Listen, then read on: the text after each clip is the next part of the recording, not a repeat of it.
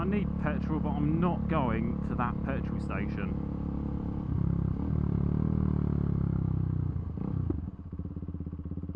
Every time I've been in there, they've pissed me off somehow. So that means I've got to go down a fucking road covered in gravel again. Flow like water, so I'm going mainstream.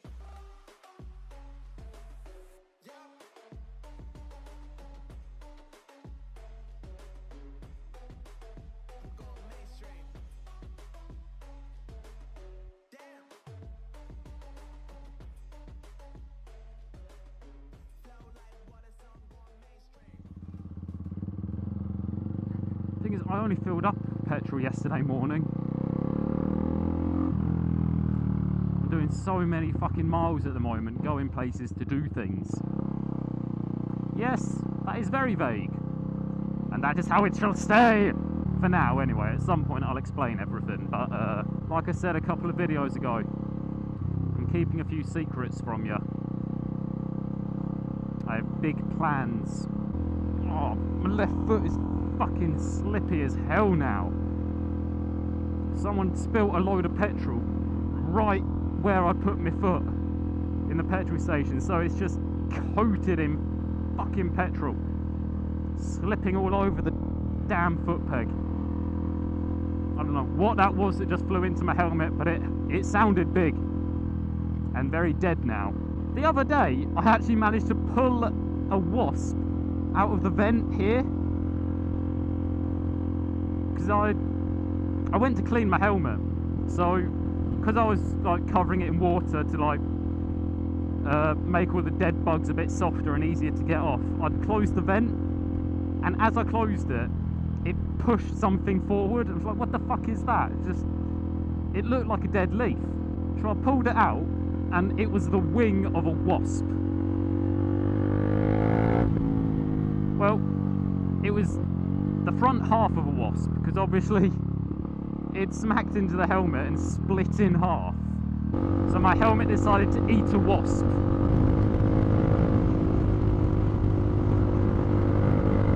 I don't like that. Fucking police van like coming the opposite way as I'm going past a load of cars. That always makes me a little nervous. But I wasn't doing stupid speeds, and I wasn't overtaking illegally, so should be fine. But does anyone else get that when you're riding, you're not doing anything wrong, but there's a police car behind you, and suddenly you're very aware of your speed and how you're riding and what you're doing? It makes you feel guilty despite the fact you're literally doing nothing. Or it does that to me anyway. Or when I'm walking down the street and there's a policeman walking near me, it's like, honestly officer, I'm not doing anything, carry on with your day, sir. I'm a good boy. I actually found something out the other day. Legally, your bike can be however loud you want. There is no limit to the volume of a motorbike. There is on cars, but there isn't on a bike. But you do have to have your baffle in. It is illegal to take your baffle out, but with your baffle in there is no noise limit, which, yes, that makes me feel a little bit better, because when I've got my baffle in, my bike is still very loud. But it only makes me feel a little bit better because I don't normally have my baffle in. I have it in if I'm doing a night ride. If I'm out at like 2 o'clock in the morning, I'm gonna have my baffle in, because I don't want to piss too many people off. But on a day like this, middle of the day, fuck it, who needs a baffle? Everyone needs a baffle, because legally it has to be there. Though technically my baffle is in my bike, because I always carry it under the seat. So technically it is in the bike, it's just not where it should be. The only reason I carry the baffle with me all the time is if I get pulled over and they say, well, you should have a baffle in, I can turn around and say, really sorry, I'll put it in right now, I've got the baffle, I've got all the tools, you can watch me put it back in if you like, at the side of the road.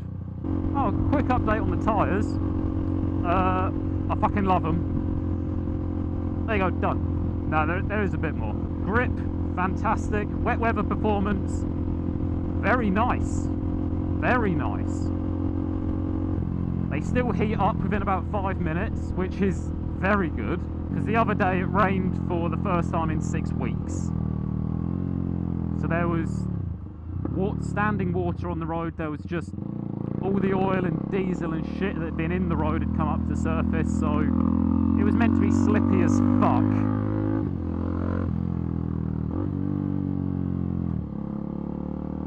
But they held up nicely, and I've done about 1,500 miles on these tyres so far. The front tyre has lost no tread, pretty much nothing. The rear has gone down by about maybe a millimetre or two. In the middle, obviously. Although I've got some weird tyre wear that I've never had before. Ah, fuck it, I'm going past you. The right side of the tyre is wearing really smoothly, but the left side of the tyre is wearing rough, if you know what I mean. It's weird. I've never noticed it on any of my tyres before. But if I feel the tyre, the right side is like really smooth and, well, smooth, but the left side has got almost, it's rough. It just feels rough. But I think I worked out why. In England, we obviously drive on the left side of the road, which means right-hand turns are fairly long and fairly sweeping, but a left-hand turn is usually a lot sharper. In fact, it's always a lot sharper. And we go clockwise around a roundabout, which means you're leant over on the right for a longer amount of time, because there's more right turns than there are left. Which means on a right-hand turn, you're more steady on the throttle, so you're not putting extra pressure down as you're going around the corner. Whereas on the left-hand side, like coming off a roundabout, you flick it over to the left, and then you open up the power. So while you're leant over to the left, you've got pressure going back down onto the tyre. And I think that's just making it wear weirdly. I don't know, maybe. Can an expert tell me if I'm wrong? Anyway, I know it's a bit late for it, but long story short, they're good. They haven't started to round off a lot either. They're still very round, which I'm surprised about, because they are a very, very soft compound. But like I said a few videos ago, at some point I will actually do a review on them. But obviously I need to see how long they last for that, so I don't know how long it will be till I do the review, because I need to use everything out of these tyres. I do think I need to buy some grips for the tank though, just so I can get the right sort of angle hanging off the bike.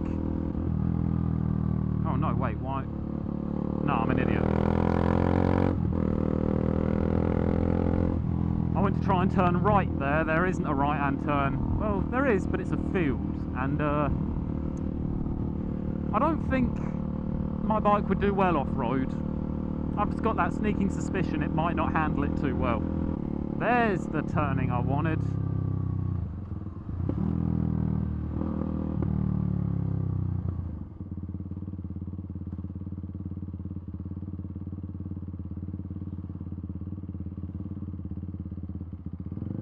That isn't what I wanted though.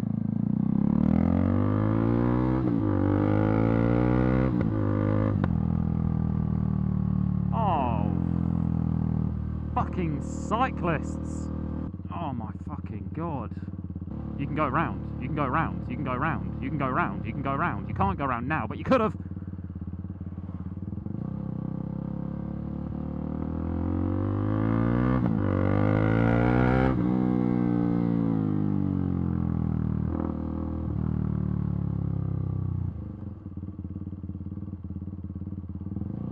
I don't think cyclists should be allowed on national speed limit roads. This is a 60 limit.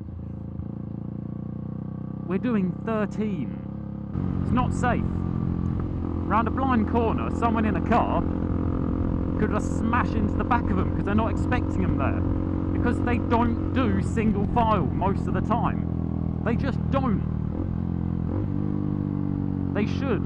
Legally, they meant to ride single file. But they just don't.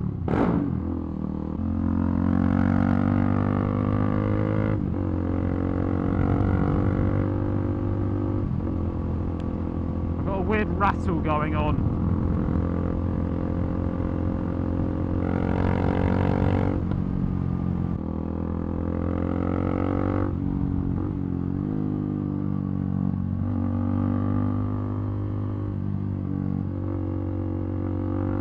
There. Where is it? It's a rattle and it's only at 6,000 RPM.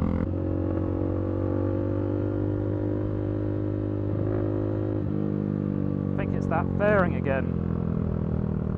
I hope it's that fairing. You know, the left-hand fairing, it's had a few bolts come loose. That's because this is a very shaky bike. It vibrates a lot because it's a fairly big single cylinder. And it is prone to having bolts just kind of loosen themselves. I have to check that when I get home. But no, it's had a bit of a weird sound every now and then for the last few days. It's starting to worry me.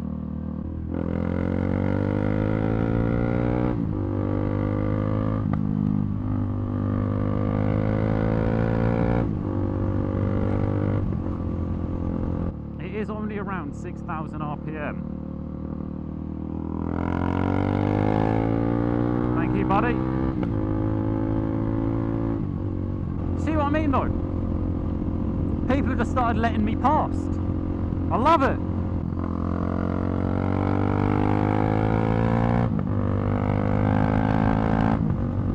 Can you hear that? Is the camera picking it up properly?